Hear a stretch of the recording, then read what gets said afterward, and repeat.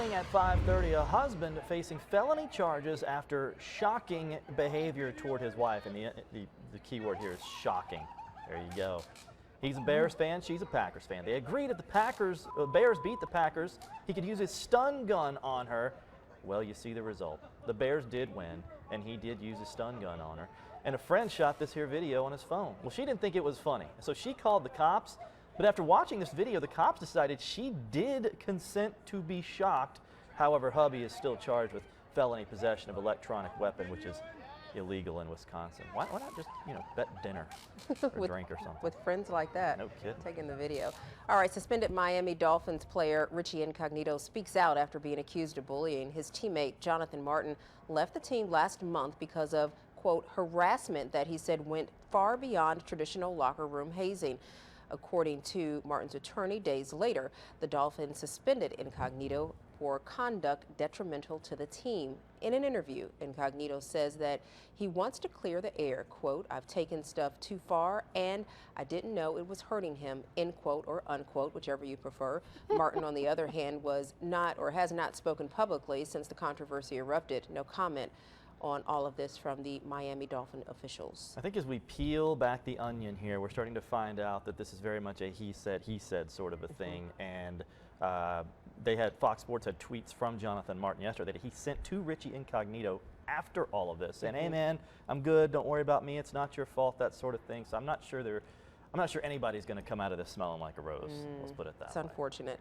Well, a couple in Tampa, they are dubbed as the modern-day Bonnie and Clyde. They're facing decades behind bars after striking or a string of bank robberies in Tampa, Brandon, Lakeland, Plant City, and in Orlando. Federal agents say the 28-year-old Emmanuel Williams and 28-year-old Sarah Lee Williams robbed at least 15 banks by giving the tellers notes demanding money. Nasira, a former Chase Bank employee who allegedly took the day off from her job to rob a bank. This happened back in December of last year. This is a lot of information.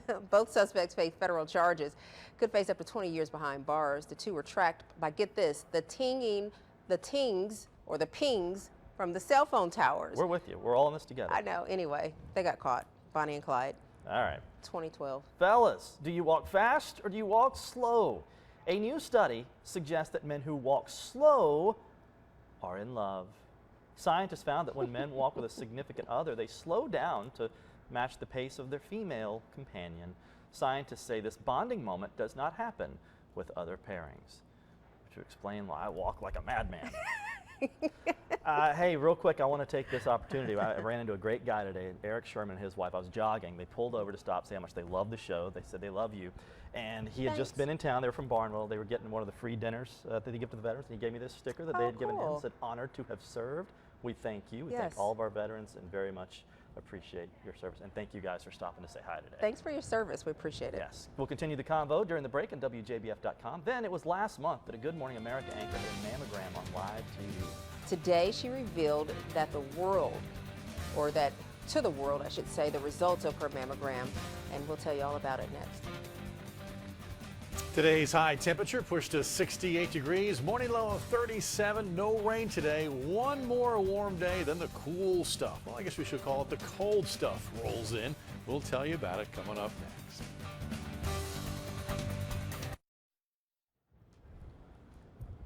All right, back up live streaming on WJBF.com. Can you do me a favor? What? Might I have the floor for a moment? I have a lot to get off my chest about this Braves I'll Stadium just sit here. thing. Okay, please get on your phone, whatever. Okay, a lot of people have been asking me because, Atlanta's my home, and there's no bigger Braves fan than I am. In the summer, I'm there pretty much every weekend that I can be. So I have mixed feelings about this because Turner Field is a great ballpark. I don't have the emotional attachment to it that I had with Atlanta Fulton County Stadium because that's where I grew up going to games with my dad and stuff. And by the time Turner Field was built, I was in my 20s and wasting money on dates. So it's not the same sort of connection. That said, it's a great ballpark. It's a great place to watch a game.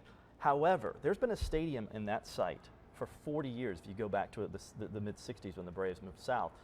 And the area around it has not changed one bit. The Olympics couldn't even fix the area around that stadium. And the way things are now, if you've ever been to Wrigley Field in Chicago, Fenway Park in Boston, Coors Field in Denver, I've been to these places, and you've been to Fenway. It's an experience around the stadium, and mixed-use developments, and restaurants, and bars, and nightclubs.